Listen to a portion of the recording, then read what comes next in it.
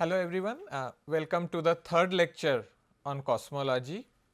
So, in the last lecture we talked about the FLRW metric and how to write the Hubble parameter for such a universe.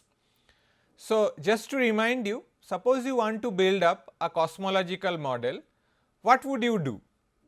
You first list all the matter or energy components that constitute the universe.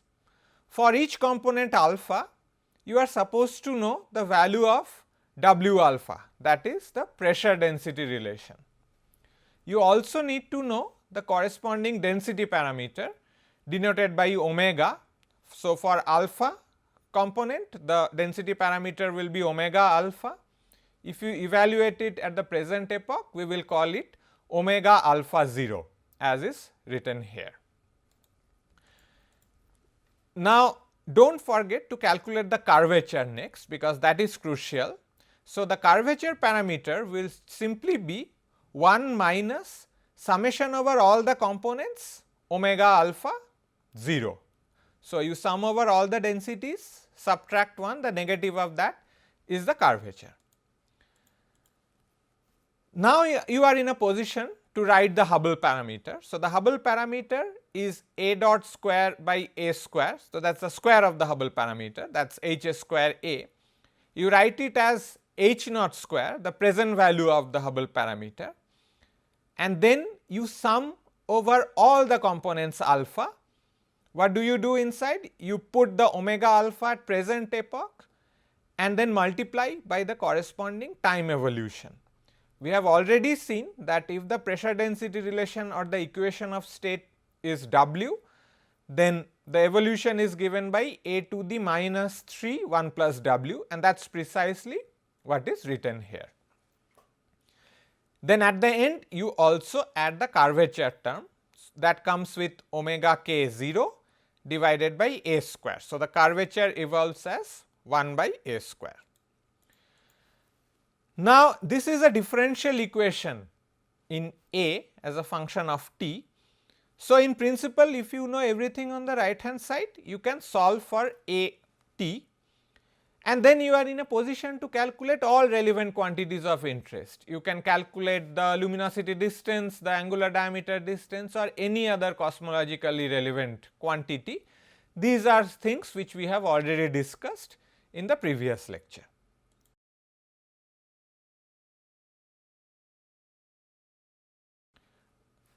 Now, let us, so this what I talked about in the previous slide was for a general universe. For any universe which has various matter or energy components, you can work out the solution. You will write the Hubble parameter and you exactly know what to do. Now, let us take some special examples which are interesting. So, let us first consider the case where the universe is spatially flat. So, we have restricted ourselves to k equal to 0, and let us for simplicity assume that the universe is filled with only one kind of matter, and that matter has a equation of state given by W as is written here. Of course, in such a universe we know that the density of matter will simply evolve as rho equals to rho naught, the present value, times a to the minus 3 1 plus W. Again, this is something which we have done earlier. Also, we know since the universe is flat, the omega must be 1, so that the curvature term goes to 0. Now, we are in a position to write the Hubble parameter. So, the Hubble parameter square is just h naught square, and then we said that we will sum over all the components. Here it is just one component, that too has omega equals to 1. So, that is the only term which comes. If you wanted to put curvature, there would be another term corresponding to curvature, but since we are working in a flat universe, that curvature term is not there anymore. This differential equation can now trivially be solved. If you solve it, you will get A going as t to the power 2 divided by 3 1 plus W. This is a trivial exercise which one can do. Of course, this solution holds only when W is not equal to minus 1. Remember, this was the case where we did not specify what W is. So, this solution holds for any W. So, let us now consider few special cases of this. For example, if the universe is dominated by non-relativistic matter, so there is just one type of matter and that too is non-relativistic. We saw that for non-relativistic matter the pressure is negligible. So, we can safely put W to be 0. So, if you put W to 0 in this equation, you will find that the scale factor simply evolves as T to the 2/3. So, universe filled or dominated by non-relativistic matter will have this kind of evolution, where the scale factor will evolve as time to the power 2/3. A flat matter dominated universe has a name, it is usually called the Einstein de Sitter universe. We can go to the next case, where we are talking about a flat radiation dominated universe. In that case, of course, we have to put W equals to 1/3. If you put W equals to 1/3 in the solution we obtained above, you will find that A is simply proportional to square root of T. So, now you can see you are now in a position to solve for cosmological models the moment somebody tells you or you know what are the constituents of that model or what are the constituents of that universe. You can calculate many things more. Okay. So, for example, you can calculate the age of the universe. In the last lecture, we have already written down an expression for the age in terms of Hubble parameter. If you solve for this universe, you will find that the age is given by 2/3 divided by 1 plus W H inverse. This actually confirms the fact that the inverse of the Hubble parameter is actually a very good estimate of the age. To the order of magnitude, it will tell you what the age of the universe is. Now, also note that if we look at the second Friedmann equation, which gives you the acceleration. So, the acceleration is, as you remember, contributed by not only density, but also 3 times the pressure. So, if you write it, you will get a equation which will contain a term like 1 plus 3 times W, 3 times the equation of state. Now, you already know how rho evolves with A. So, you can solve it to find what will be the acceleration as a function of the scale factor, which is simply written here. The thing to note is the acceleration comes with a negative sign. Everything else here is expected to be positive. For example, for non-relativistic matter and radiation, you can put W equal to 0 here or W equal to 1/3 here. The right hand side overall will still be negative. So, this tells us that acceleration will be negative for non-relativistic matter and radiation. Hence, the universe will decelerate whenever it is filled with matter of this kind, okay, normal matter, matter which we know of. In fact, if you want to make the universe accelerate, you need a W which has to be less than minus of 1/3, only then the term in these brackets will become negative, and so the right hand side overall will become positive. So, for acceleration you need a matter which has W equal to minus 1/3. If the density is positive, this implies that you need a matter which has negative pressure. Clearly, we do not know of any such matter in laboratory, and I will come back to this point later in more details. You can also, for example, relate the age of the universe to its density. Since you have already solved for the density as a function of A, and now you also know A as a function of T, there is nothing which can stop you from writing rho as a function of T, and that is what I have done here. So, at the end you will find that rho evolves as 1 by T square with the proportionality factor depending on W. So, no matter whether you are filled with radiation or matter, rho will evolve as 1 by T square. It is only the proportionality constant which will change. Now, let us take another example. In this example, what we assume is that the universe is filled with non-relativistic matter. So, it is a matter dominated universe with W equal to 0, but in this case we allow curvature to be non-zero. So, it is matter dominated, but it can have curvature if it wants. Again now you can simply write the expression for the Hubble parameter. So, H A square will be H naught square, and then you have to write the term coming from the matter component. In this case there is just one type of matter which evolves as 1 by A cube, so the density evolves as 1 by A cube. So, that is the first term, and then you have to put in the curvature term. The curvature term will contain 1 minus omega of that matter or omega k 0, whichever way you want to write. Okay. Now, this equation you can just rewrite in a slightly different form. Remember, you have a dot square by A square in the left hand side. So, you can write it in a form which is quite suggestive.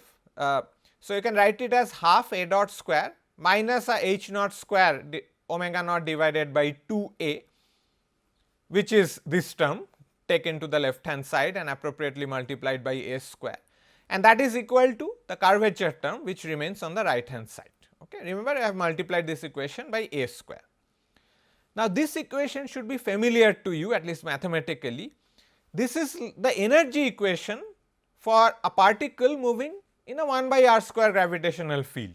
This will be the half v square term, the kinetic energy term. This is the potential energy term which goes as 1 by r, and in the right hand side you have a constant which is like the total conserved energy. So, mathematically the universe is just like you have thrown a stone from the surface of the earth, and depending on what energy you give, the trajectory of that stone behaves in a certain way. For example, if the energy term is positive, which means omega k 0 is positive, means omega naught, the omega of matter, is less than 1, then we know that the motion will be unbounded. If you throw a stone, it will never come back. In this case, what it means is that the universe will expand forever. It will never kind of start it will never start contracting. So, that will happen when omega is less than 1, and this is corresponds to the fact that there is simply not enough matter to halt the expansion. In the other case, when the energy is negative, that will be the case where matter density is greater than 1. In this case, again remember the example of the stone. If you throw a stone with energy less than 0, the stone will go up for some time, it will reach a maximum height and then it will come back. Same thing will happen to the universe, it will expand, it will reach a maximum size and then it will start contracting. So, that is the case when you have omega greater than 1. The flat universe corresponds to the case which is exactly in between. This is the case when the particle moves exactly with the escape velocity in our analogy. So, in this case the universe will keep on expanding asymptotically, but just about. This picture actually shows the behavior of the scale factor as a function of time for matter dominated universe in these three cases. So, let us take the case of the closed universe first. Closed universe means you have more matter, the omega is greater than 1. In this case you should follow the blue curve. You can see the scale factor increases, reaches a maximum and then it starts contracting and it hits 0. So, the universe recollapses to a point. In fact, you can exactly calculate at what time it will recollapse, and that time is given by an expression which I have written here. So, the time of collapse is essentially this, and that depends on how much matter you have put in. If you put more matter, it will collapse faster and vice versa. The other extreme is the open universe. In this case, omega is less than 1, and so it will never contract, it will keep on expanding, and that is showed by the green curve. The one at the boundary of these two cases is the flat universe. Of course, remember in the flat universe we have already solved it explicitly, the scale factor actually evolves as t to the 2/3, and that is given by the orange line. So, this should give you an idea that again once you know what matter densities are there in your cosmological model, you can solve it, you can calculate how the universe expands or contracts or accelerates or decelerates or whatever, and you can calculate all other quantities of interest.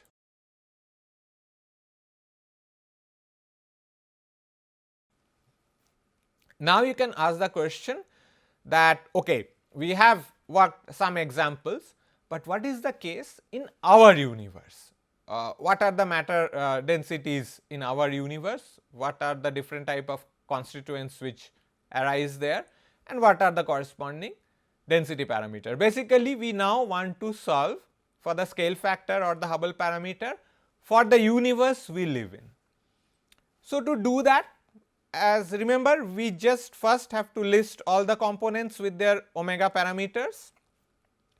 So, it turns out depending on what we know now, the main components of our universe are radiation, ordinary matters, baryons. Okay. So, this should be a bracket which needs to be closed, sorry for the typo here. There will be dark matter, and I will tell you what dark matter is very soon, and there is something called dark energy. So, as per our understanding, the main components of our universe are these four. Okay. So, let us take them one by one. Let us start with radiation. A bit of history here. So, in 1965, two scientists in the Bell Laboratory in the US, Penzias and Wilson, they had actually built a radio instrument to do some radio astronomy and some satellite communication experiments. And then when they were doing these trying to do these experiments rather, they found that there is some excess radio signal which is captured by their instrument, and they could not account for that. This radio signal came from all over the space. This was kind of direction independent, and even after they had accounted for every known source of radiation, this thing could not be explained.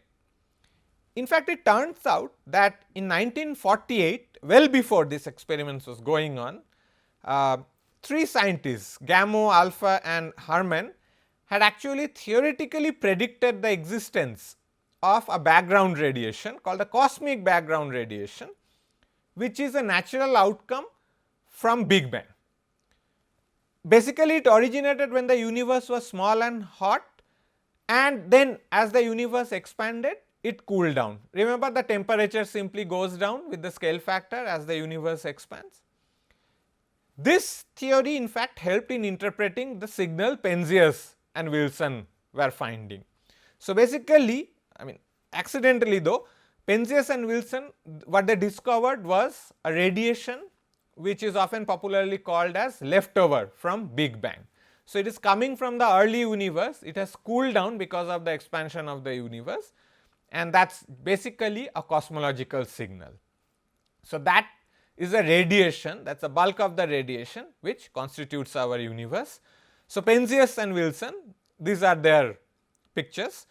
They actually were awarded the Nobel Prize in 1978 for the discovery of the cosmic microwave background.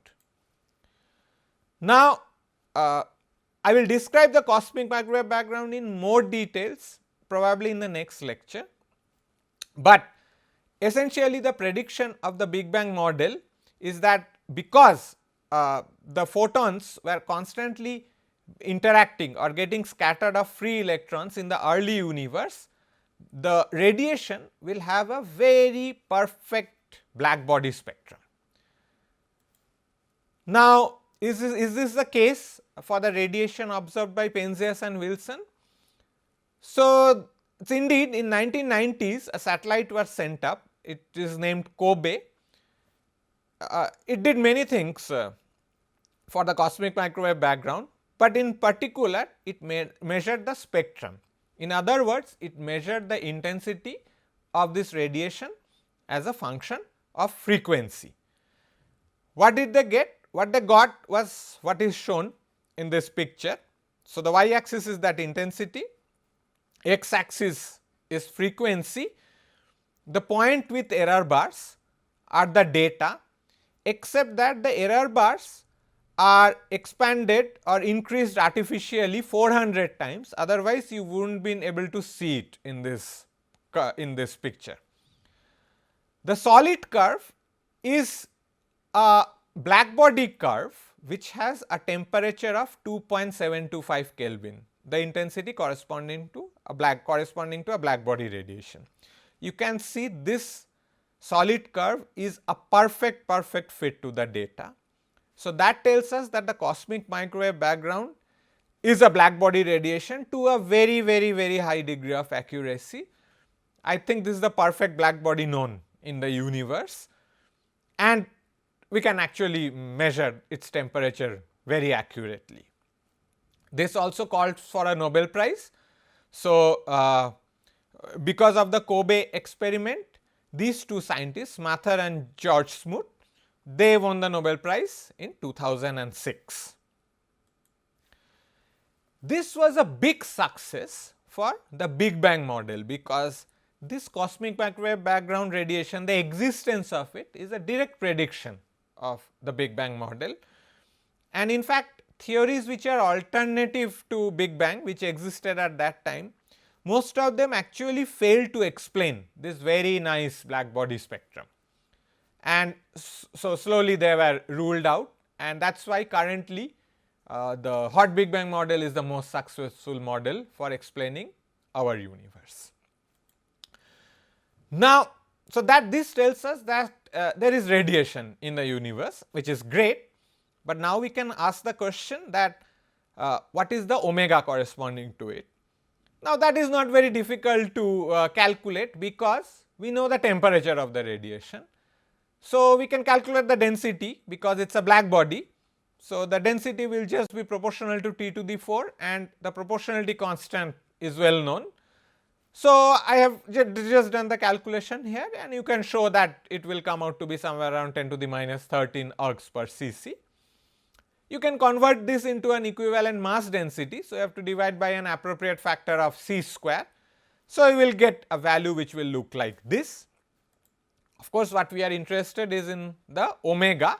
So, I have to divide this density by the critical density.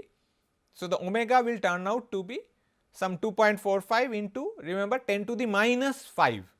So, it is a very small omega. The contribution is very small today for the radiation. Remember, this is the omega evaluated today. It turns out that in addition to radiation, the standard electromagnetic radiation, the universe consists of relativistic neutrinos as well.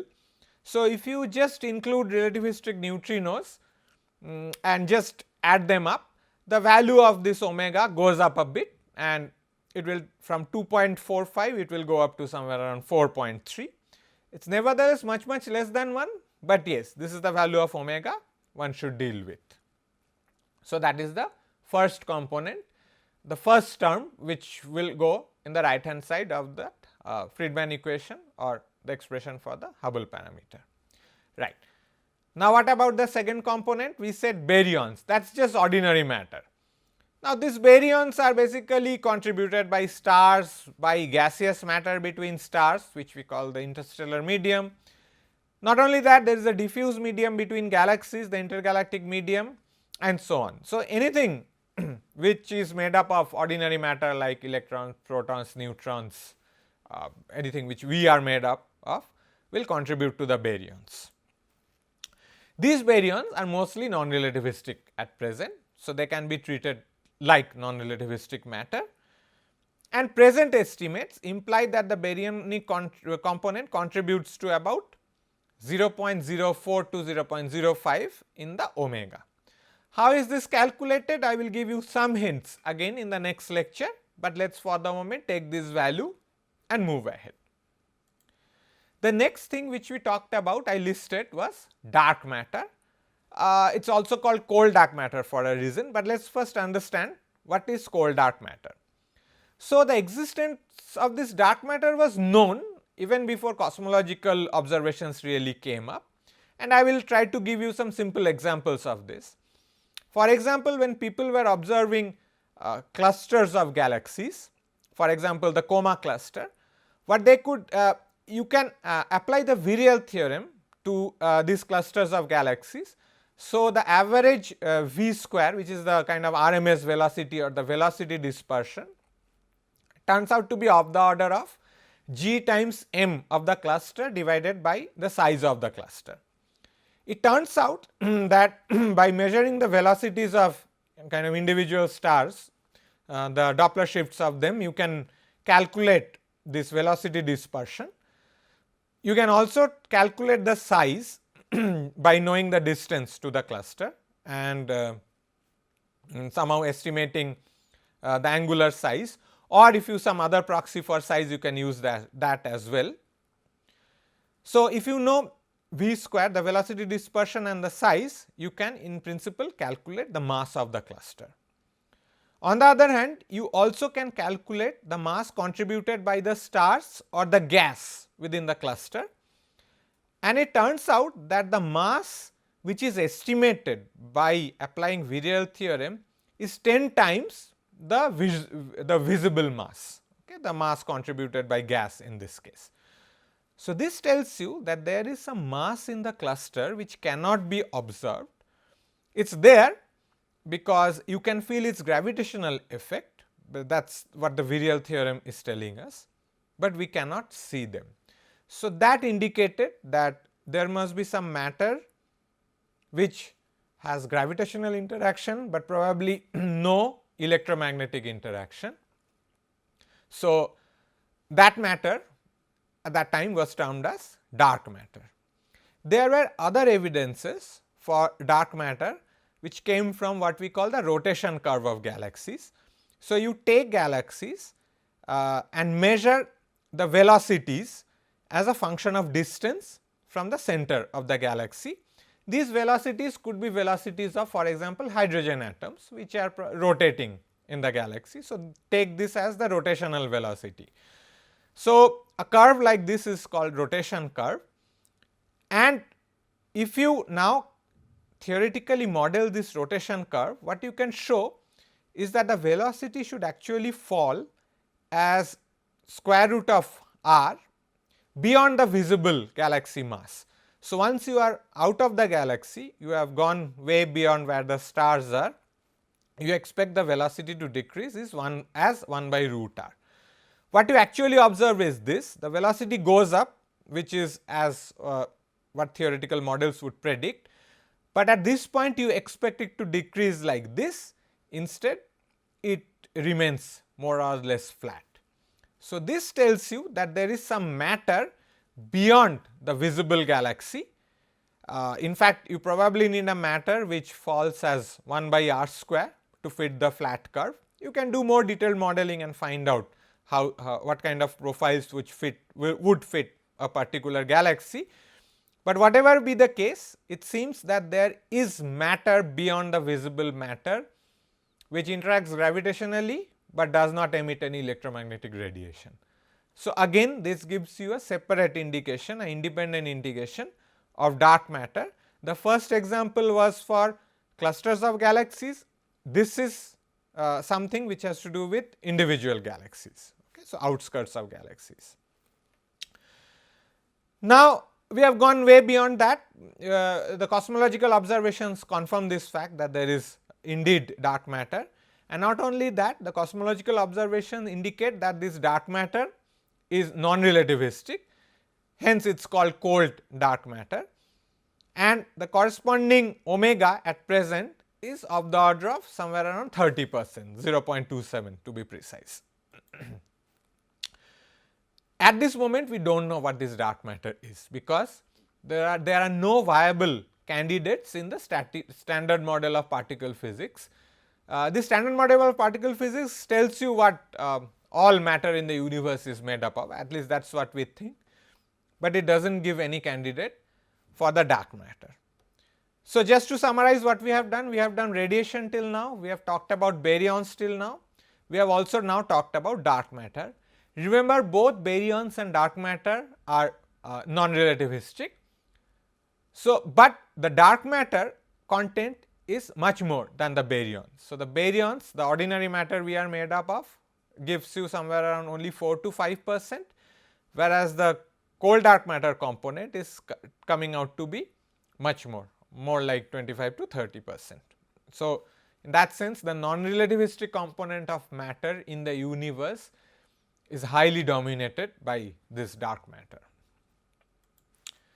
Now, finally, we have to talk about the accelerating universe, because as we have discussed, radiation, these baryons and the cold dark matter, none of them are going to give you a universe that is accelerating. All of them will give rise to a universe that is decelerating.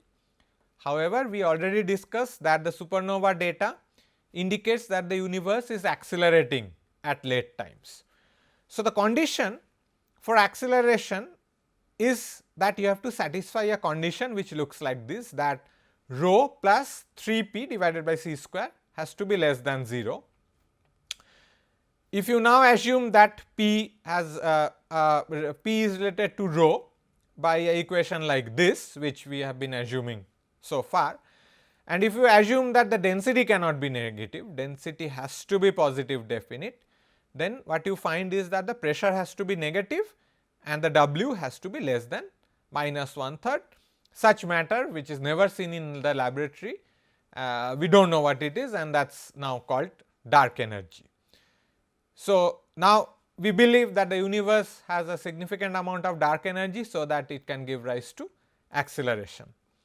In fact, if we analyze the data very carefully, the supernova data combined with other data sets, what we find is W is not only less than 1/3, but actually W is very close to -1. Now, if W is -1, what you can do is you can solve the conservation equation and show that the density has to be constant. That is, the density does not decrease even when the volume expands, which is what you would expect for normal matter. The dark energy component, which has W equal to -1 and rho equal to constant, is known as the cosmological constant and is denoted as this lambda. Okay. So, the universe has a cosmological constant, and that is the main reason why it is expanding. According to present estimates, the omega corresponding to lambda, which of course is not evolving, is of the order of 70%, much more than any other component we have discussed so far. This is the kind of cosmic pie. It tells you what are the various constituents of matter in the present day universe. As you can see, the pie is dominated by dark energy, somewhere around 68%. Ordinary matter is very less, somewhere around 5%. The dark matter is somewhere around 27%. So, these are the things which we already discussed. Remember, dark matter plus ordinary matter constitutes the non-relativistic component of matter. You may ask, where did the radiation go? The radiation is negligible. So, even if we try to plot it here, it will not show up.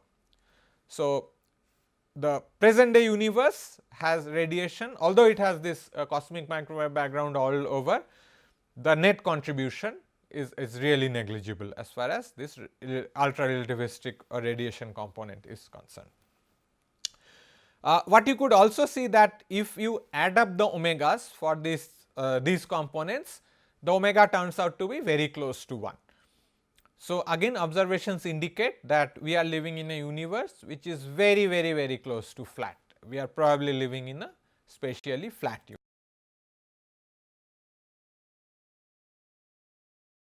universe. So, now we know that the constituents of the universe and the corresponding omegas. So, we may as well write the expression for Hubble parameter.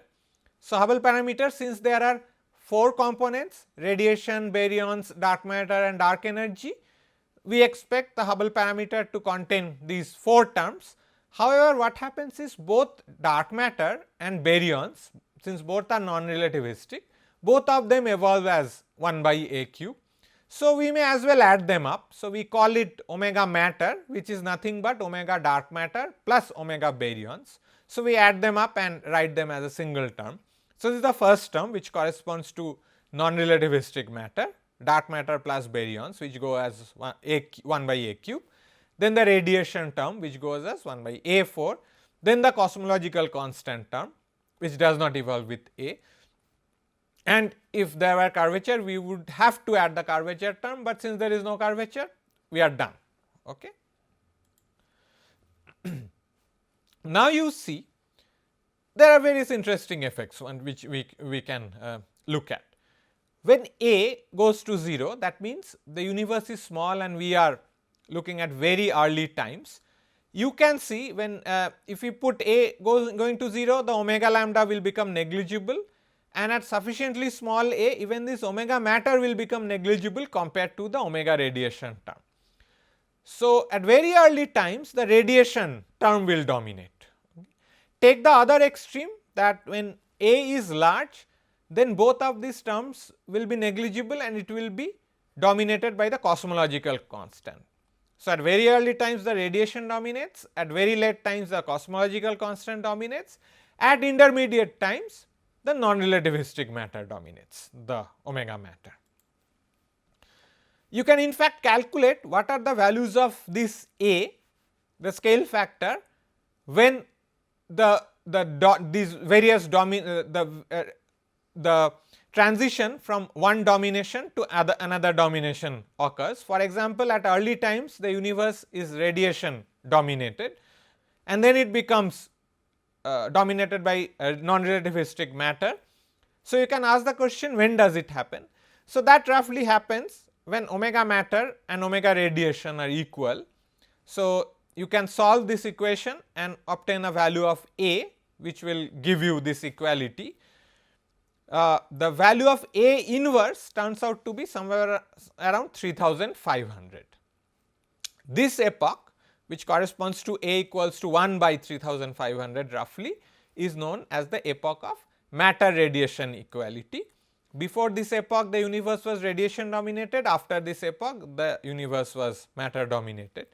Similarly, you can find the epoch where matter and cosmological constant were equal, and that will give you a which is much closer to 1, much closer to present day, that is somewhere around 0.8 or so. This is a plot which shows the evolution of various density components as a function of scale factor. So, the densities are normalized to the present day value of the critical density. Let us start with radiation, which is the blue curve. So, this is the radiation curve, and since the radiation goes as 1 by a to the power 4, you have a curve like this. Remember, both the axes are logarithmic. So, any power law will show up as straight lines here. You can see at very early times when A is small, the radiation dominates over all other forms of matter, but since it decreases very fast, by the time you come to today, which is let us say A equals to 1, the contribution of radiation have become negligible. It is below all other possible forms of energy or matter. If you take matter, by matter I mean the non-relativistic matter, that is this orange curve, that goes as 1 by a cube. At early times it is smaller than radiation, but at some point it becomes equal to radiation and then it overtakes radiation. So, this would be the phase when the universe is then matter dominated. You can see the orange curve is above all the other curves. So, the universe remains matter dominated for quite some time, till at some point the cosmological constant takes over. So, the cosmological constant is shown by the green curve. Since it is constant, this curve is basically horizontal. At early times, the cosmological constant is negligible compared to other forms of density. So, if we were living in a universe at this time, we would not even know that the cosmological constant existed. But since it is constant and all the other forms are decreasing, all the other forms of densities are decreasing, at some point the cosmological constant takes over the radiation, and very recently it also takes over the matter, and in the future the universe will be completely dominated by the cosmological constant. For completeness, I have also shown the evolution of the Hs square term, which is basically addition of these three terms. which is shown by the red curve. So, you can see the red curve at early times is on top of the radiation curve, then it slowly transits over to the orange curve, which is the non-relativistic matter, and here it has transited over to the cosmological constant curve. So, this Hubble parameter at early has this clearly these three phases, the radiation dominated, the non-relativistic matter dominated, and the cosmological dominated phase.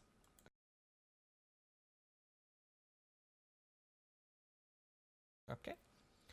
Now, this is our standard model of cosmology, and it actually helps in explaining many observations, but there are some difficulties.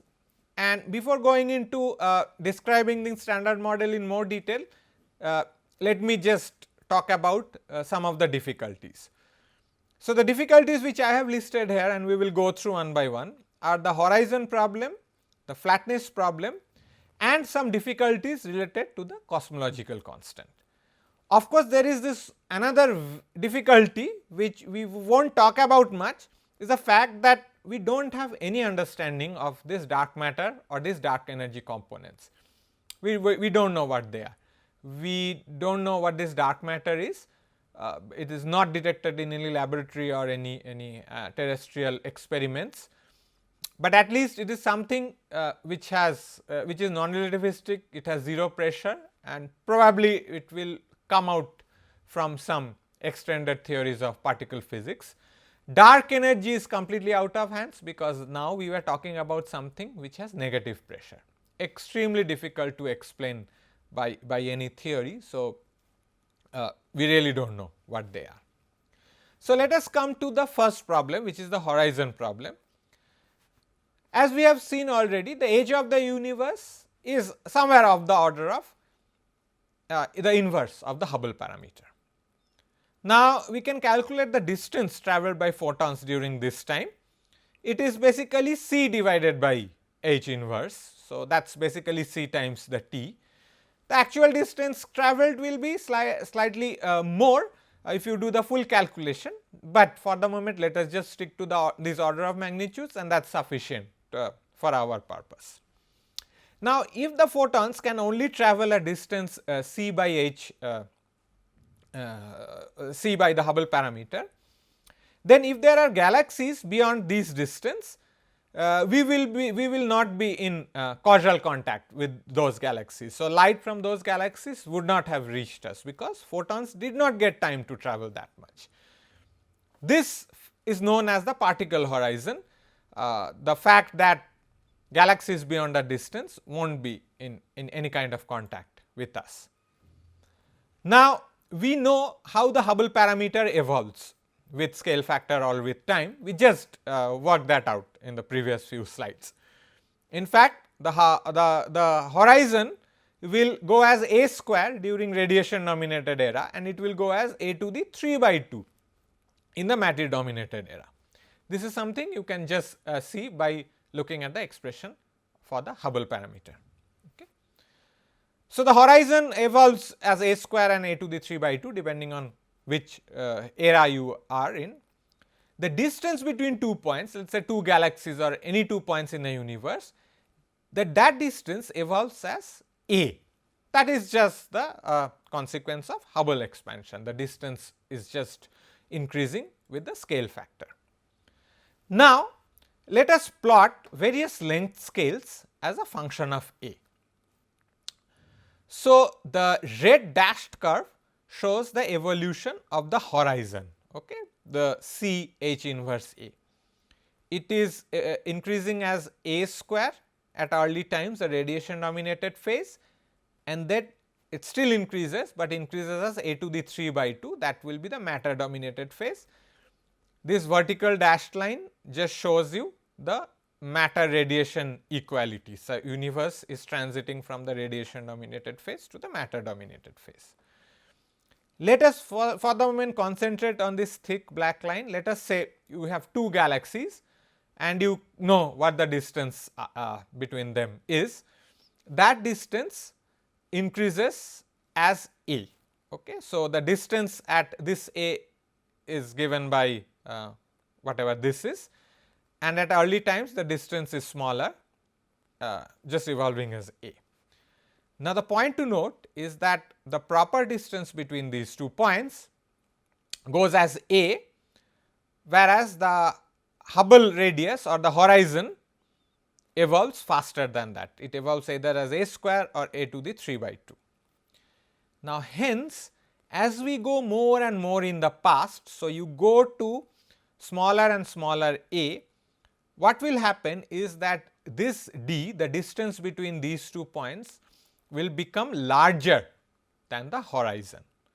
So, this means that if we are thinking about 2 galaxies separated by this much distance, if you go to, for example, let us say matter radiation equality here, their distance would be larger than the horizon. So, till this point they were never in causal contact. Okay. You can see their distance is larger than the horizon.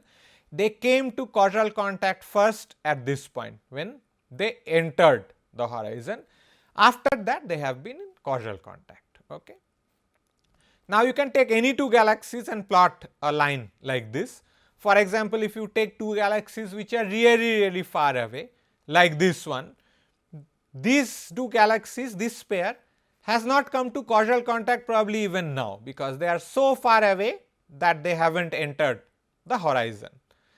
These are 2 galaxies which are probably much closely separated. These have come to the causal contact much earlier, they have entered the horizon much earlier, and so on. Okay. However, no matter which scale you take, particularly the cosmologically relevant scales, if you go early enough, it is clear that they will go out of the horizon and they will not be in causal contact at early times. Now, this is a problem, because if the galaxies which are separated by relevant cosmological scales were not in causal contact at early times, how did the universe become so homogeneous? We look at the universe all around us, for example, through the cosmic microwave background radiation or many other probes, we see them to be extremely homogeneous. The universe looks the same at all places. So, if they were not in causal contact at early times, how did the universe become so homogeneous? How did each point know what happens to the other point? Okay. It seems they all even at early times, at least they all evolved kind of without knowing what the other guys are doing. So, it is very difficult to explain homogeneity of the universe if we believe this picture, if we believe the fact, or if we believe this calculation which shows that the distance between 2 galaxies or 2 points will become larger than the horizon at early times. Okay. Now, we can solve the horizon problem. If we want to solve the horizon problem, we have to introduce a phase of the universe where the Hubble parameter or the horizon did not evolve faster than the proper distance between galaxies.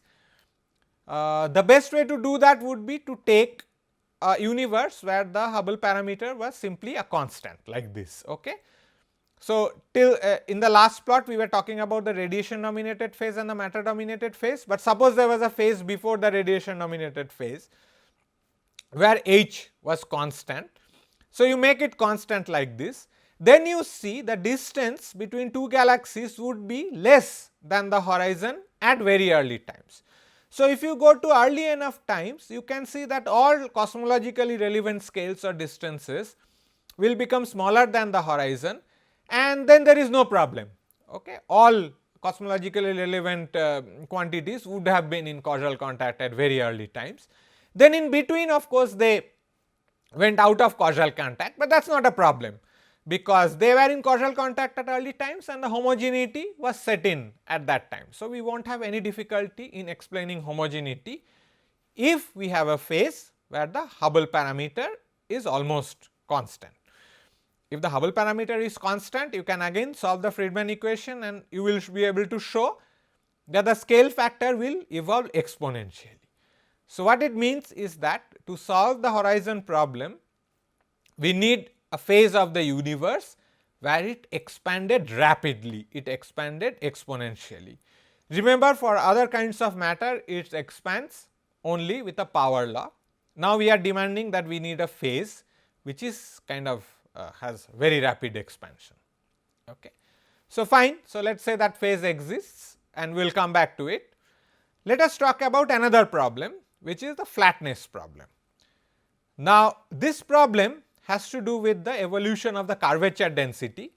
So, you take the omega corresponding to curvature and work out its evolution with respect to A. Just from the expression from the of the Hubble parameter, you should be able to show that the curvature evolves like this. So, it is related to the curvature at present divided by the summation over all alpha components and the curvature term. Okay.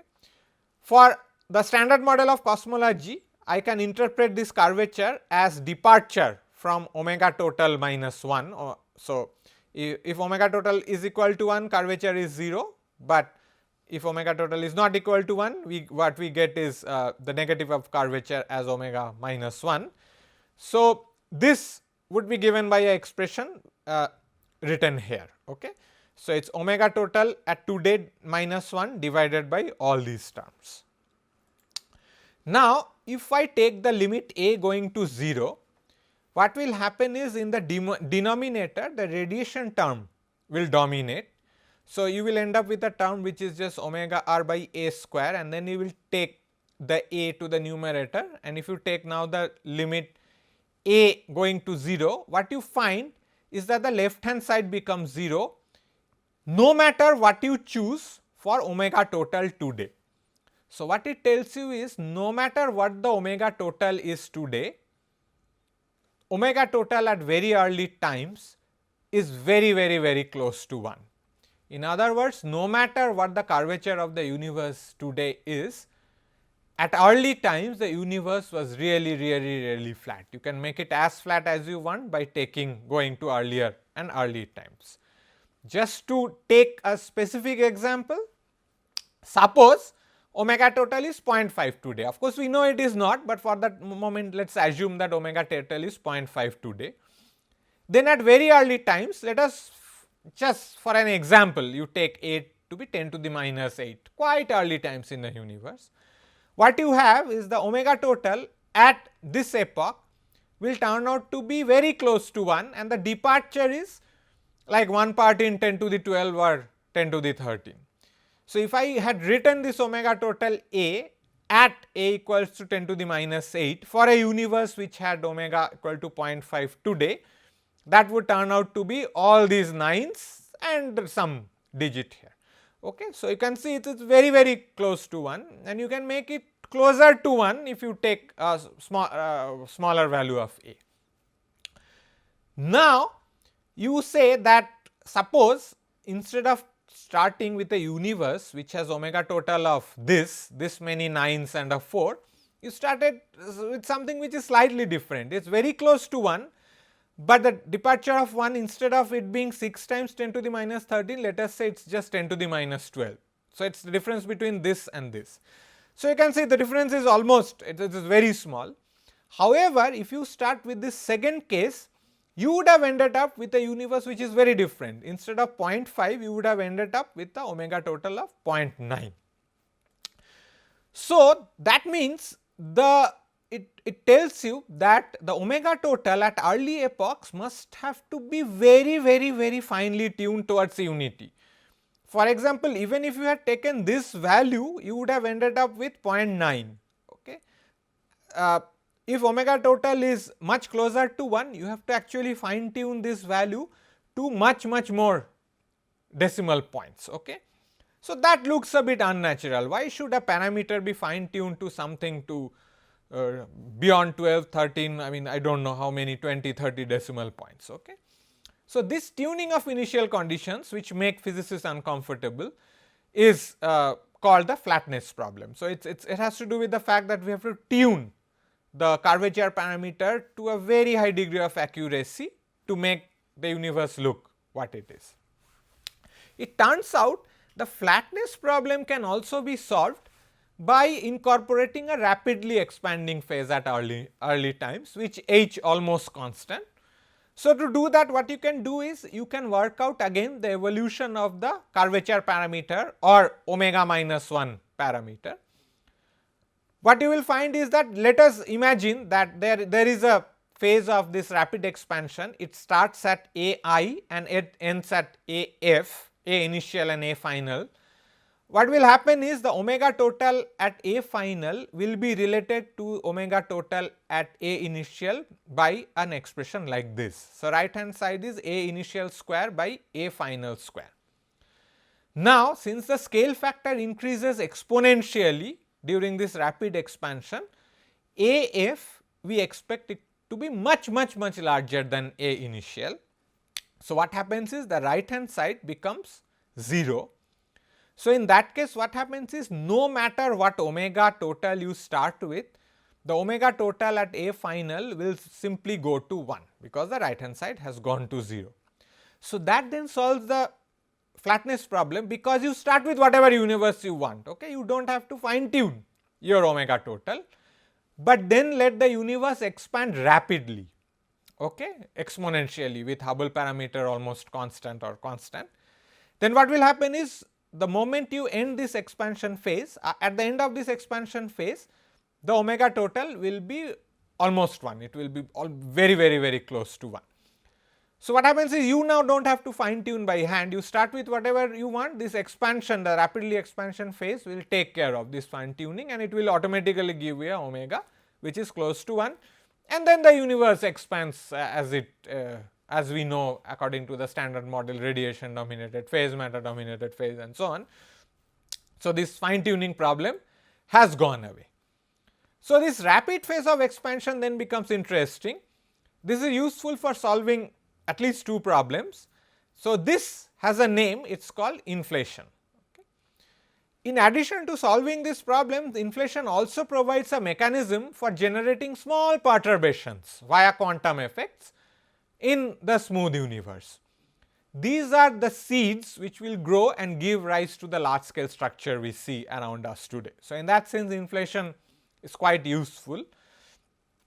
The expansion rate, since it is exponential with Hubble parameter equal to constant, this requires an energy component which again is very similar to the cosmological constant. It needs a pressure very close to negative of energy density. This is usually achieved by a scalar field which is slowly rolling in a flat potential V phi. With this can be achieved by writing a Lagrangian of this form and then solving in the expanding universe in the Friedmann-Lemaitre-Robertson-Walker metric. To solve these problems, we think that the inflation should need to start around 10 to the minus 36 seconds. So, very early, and it should end around somewhere around 10 to the minus 32 seconds. You can work out that by this time the scale factor or the size of the universe would have increased by a factor of 10 to the 26. So, it is a massively rapid expansion. The temperature of this universe at that time would corresponded to a energy which is something like 10 to the 15 GeV. So, really high energy. Okay. So, this inflation is something which we do not understand how it what it is due to. It is probably due to some scalar field, but it is very useful in solving the problems with the standard model of cosmology. There are various difficulties related to the cosmological constant as well, which has to do with the late time acceleration. If you ask what is the cosmological constant, we do not know. Often people interpret this as the vacuum energy arising from quantum gravitational fluctuation. So, in absence of everything else, this is something which contributes to the energy tensor of the universe. Now, if it is arising from quantum gravitational fluctuations, the natural energy scale for such a energy component would be the Planck energy. So, you can then work out the vacuum energy corresponding to such the scale, the Planck scale, and it will turn out that the vacuum energy would correspond to something around 10 to the 93 grams per cc, On the other hand, the energy density corresponding to the cosmological constant is 0.7 times the critical density. So, that would turn out to be 10 to the minus 29 grams per cc. So, you can clearly see that the vacuum energy is much larger than the cosmological constant which we observe, and I mean it is larger by a huge amount, it is 10 to the power some 100 something. Okay. So, it is not like it is larger by a factor of few or anything, which we can probably be able to deal with, but since it is several order of magnitude smaller than the vacuum energy, it is very difficult to explain lambda in terms of quantum gravitational fluctuation. So, this is often known as the small cosmological constant problem. It is too small to be explained by quantum gravitational effects. So, again to explain the acceleration, people often uses a scalar field rolling in a potential. So, the mathematics is often very similar to inflation, but it helps again in explaining the acceleration of the universe. But there is a plethora of models for the scalar fields. They come with many names like quintessence, tachyons and so on, and but we do not know which model is true, because we do not have any fundamental understanding from any fundamental theory of particle physics or field theory, and the data is not going to tell us that which of these scalar field models are correct. It is probably only going to tell us the omega parameter and what is the corresponding equation of state W for the cosmological constant. So, this again is a good place to stop. So, today in this lecture what we have done is we have talked about our universe, what is it made of, how do we solve for various quantities relevant to our universe, what are the constituents, and not only that, we also talked about some of the difficulties which exist for our universe. So, in the next lecture we will talk a bit more about the standard cosmological models and what we know about it.